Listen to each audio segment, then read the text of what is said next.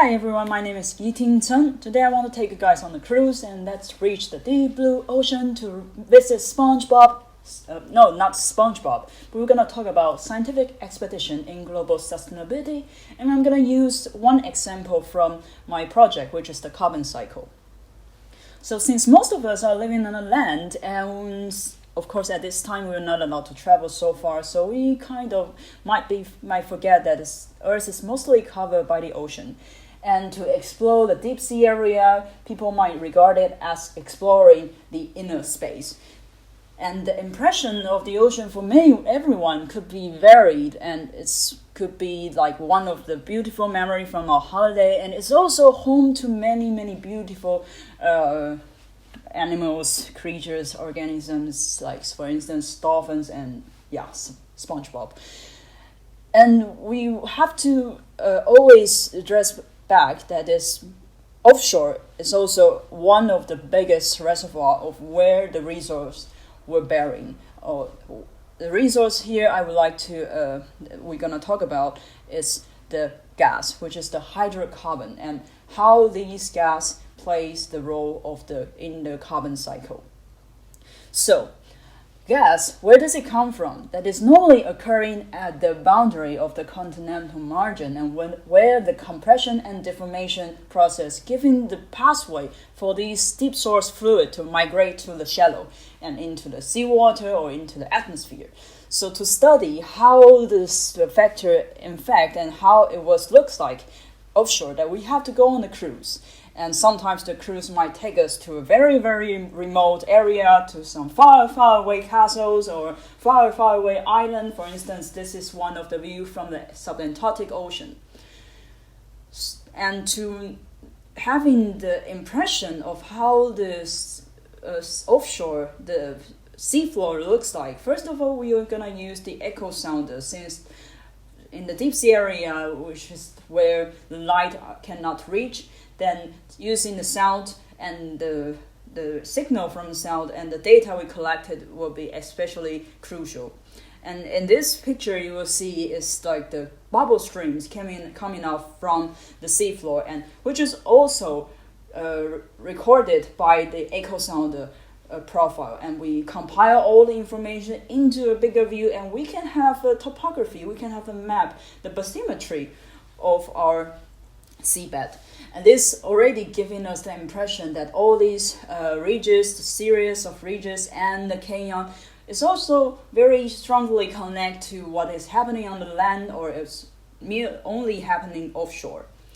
After we have the impression from the echo sounder data, this bathymetry, we would like to visualize it. So that is where we have a detailed study or observation that we use the remote operated vehicle, the ROV. And with the ROV operating, we will have a big group of scientists. So this is one of the mission in the subantarctic area. We have the scientists of the biologies, we have chemists, we have physics, or even some journalists from BBC, and also the people from the museum. Then we can discuss like what is the main issue that people cares most. And this is the result that we have. The photos from the seabed now that you can see is really with tremendous of organisms living there due to the occurrence of methane gas or other resources like this asphalt.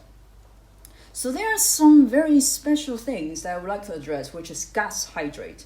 And gas hydrate is actually gas that was covered by the water molecule and deposit in the shallower depths of our sediment. As you can see on the right hand side, that is the burning ice, and which is like I mentioned previously, this gas molecule covered by the water molecules and forming this special crystal. And 1 meter squares of methane hydrate will, when it was released, it will produce like 164 meter squares of methane and 0.8 meter squares of water. So after we have the image and we have the visualize of the seafloor, we want to go a little bit deeper. So that's the time that we would like to drill through the seabed. We drill through the sediment, and this is the Meebo 200, which can help us to drill through down to 200 meter. And this is one of the sediment core that was recovered from gravity coring devices. And you can see this sediment cores actually providing us the profile of what was happening in the past, because like all the sedimentation occurred, that is represent what was the product of the previous age or previous time. So with these sediment samples, we will do a lot of analysis, measurement, like chemical or physical. And apart from sediment, we can also have something like this. This is the orthogenic carbonate. And this orthogenic carbonate with the material, it's allowed us to dating, that we can have the precise date or when exactly are these gas involved in certain area and how it was having this gas seepage activities.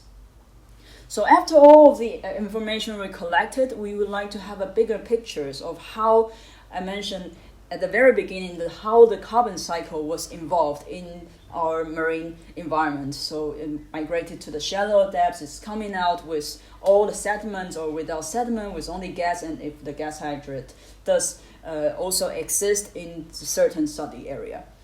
So at the very end, I would like to address like the marine environment issues, not only about the carbon cycle. There are further more issues that we can think about, or we can rethink about, that is what is important for us and how does it connect into our life.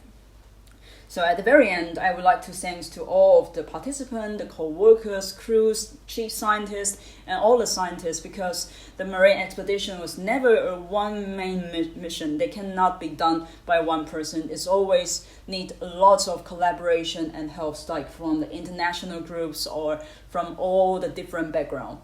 So thanks for all, and thanks everyone for your attention, and thanks the ocean